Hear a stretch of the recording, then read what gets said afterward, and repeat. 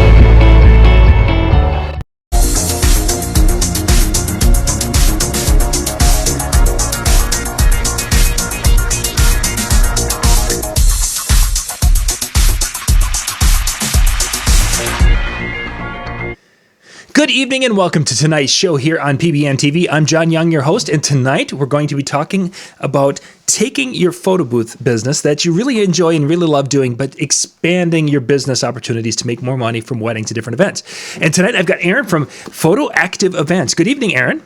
Hello. Hey, tonight's topic is something, because you are kind of a diverse business up there in the wedding entertainment world. Kind of give us just a little elevator speech of the different things you guys do. So we do weddings, we do school dances, corporate events, all of the whole gamut there. But then we also do a lot of bar and restaurant entertainment and promotions as well. As a company, we actually produced over 2,100 events in 2019. Wow. So you guys have got a staff out there doing a lot of different things and really being able to make money a lot of different ways. Yes, probably half of our annual revenue comes from doing weekday events. And we'll jump right in, because there's two areas I want to hit tonight in our area. Our show is talking about ways to basically kind of supplement or add things to your photo booth business. The two we're going to talk about tonight is doing some kind of like a weeknight trivia, and I think that's, Aaron, where you're headed to right away. And then a lot of people are adding uplighting. And these are two things you're going to be able to find here at the Photo Booth Expo coming up here in February. The link down in the description below will get you the show passes at the current discount rate. You can go to pbntv.com/tickets, use promo code PBXShow2020, and that'll get you there. But these are two of the things you're going to be able to find a lot of information about at this year's show. So, Aaron, let's kind of jump into that. You mentioned making money during the kind of weeknights, which typically is not a time where entertainers or even photo booth companies are making money. How are you guys doing that? So I'm actually an affiliate for a company called DJ Trivia, and even though it says DJ in the name, it really is live hosted bar and pub trivia, hosted on Sunday through Thursday.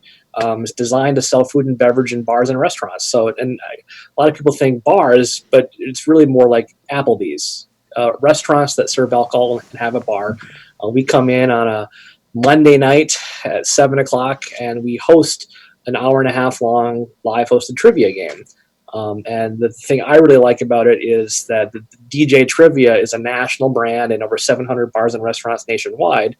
And as an affiliate, I have exclusive rights to my city that I'm in. And they provide all of the software. They provide all of the games. I don't have to write any questions. I hire hosts to host it, train them on how to run the program. It takes about 45 minutes to train somebody how to host the game, and then they host trivia regularly every single week. I have 36 different bars that do this every single week. I actually just got back from signing up a new location for Sunday nights that we'll be starting here February 23rd. Wow. So this is something, a variety of nights, weeknights, off nights, what have you.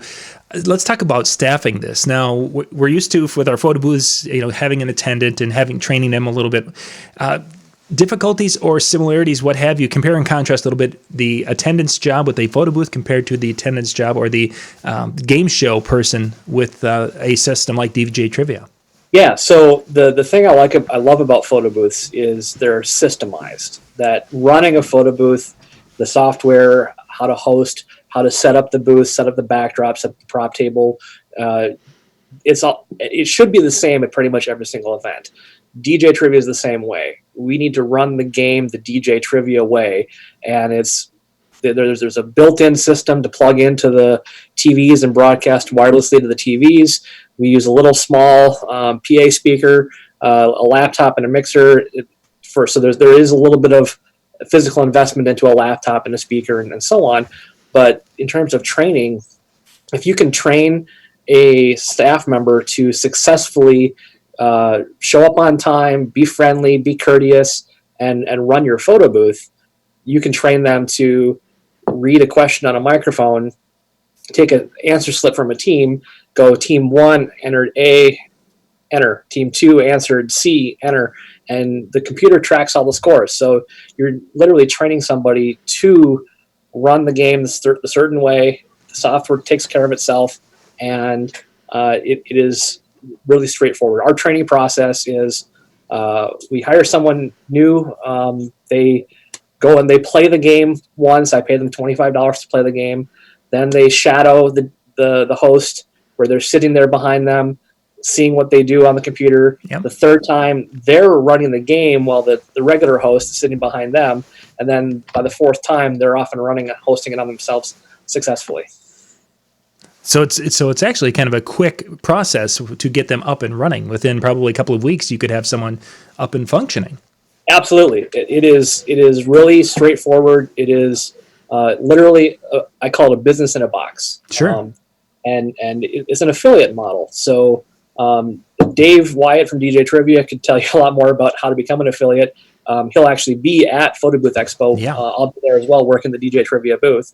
And it's great. It is a business model that has repeatable weekly income. And so I have, like I said, 36 different bars and restaurants that host trivia every single week. And I only host one night myself currently.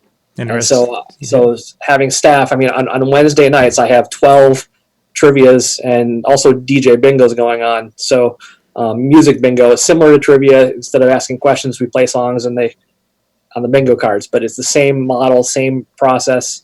And again, I have 12 on Wednesdays, and I don't host a single one myself. Wow, that's nice. With some of your staff, what's the person who's out the most during the week doing these types of shows? Are they out twice a week, 3 times a week? Most of our hosts, they like doing 2 nights a week. Okay. Some of them, they're working 3 or 4 nights a week. In terms of like what I pay my hosts, I pay them $50 to host trivia or DJ bingo.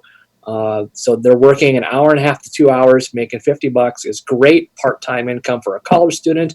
I have a couple people that are stay-at-home moms or school teachers that they do this once or twice a week.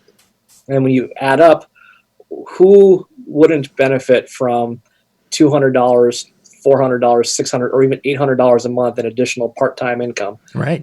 Working just 2, 4, 6 nights a week, or 4 hours a week, I should say. Yeah, for sure. Yeah, a quick and easy thing, and would match up with a lot of different occupations. So let's talk about from the person who wants to add something like this to their business, the return on investment. How long? There's obviously the investment of getting some gear and different things such as that. And I know you're a numbers guy. For the average person, what would your idea be of when would they start to see a positive cash flow from an investment? It depends on how much work they put into the getting and acquiring locations. Mm-hmm. So when I became a affiliate for DJ Trivia back in 2014, I got my first location in December of 2014, and by August of 2015, I had 18 different bars and restaurants hosting trivia every week. But that also meant that I went to all of those different bars and restaurants, and I physically set foot in hundreds of different places just to talk to the bar owners, to have the conversation with them on, hey, what's your slowest night of the week? We can help you sell more food and beverage. We'll bring in 30, 40 people every single Tuesday night, and everyone buys a meal, has 2, 3 beers, and they want to be home in bed by 10. Yeah. And so the sales pitch, all of that stuff, I was taught by Dave at DJ Trivia. So the nice part about this is it is a business in a box. DJ Trivia affiliates, there's over 70 of us around the country. We're kind of a big family. We help each other out, and it is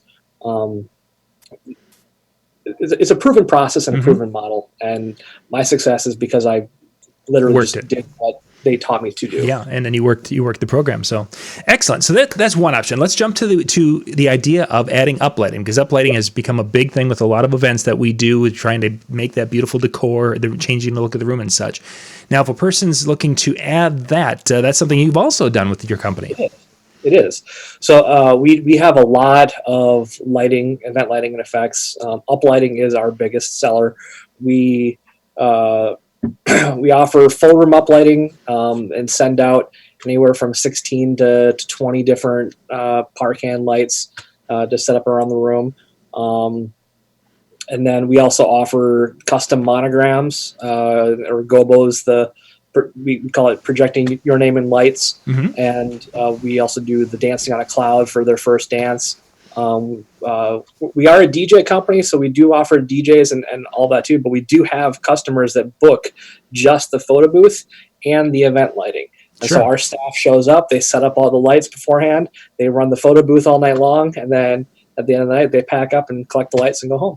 So how much those two things together? Now, a typical, kind of give us an idea of the day for the person setting up, when they have to arrive, and the amount of time that they have involved.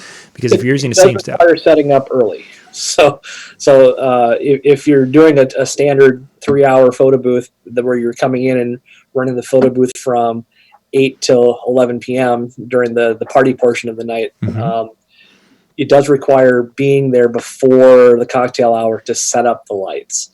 And so I do have, I call them lighting technicians. They go and they set up the lights, and then they come and collect them.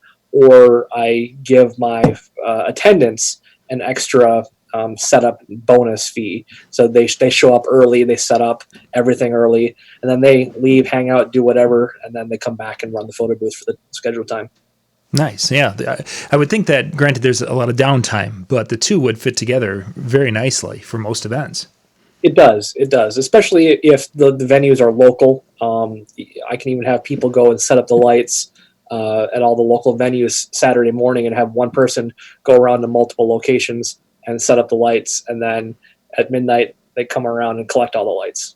So let's talk a little bit about the gear. When we talked about the trivia side of it, the computer, a few simple things.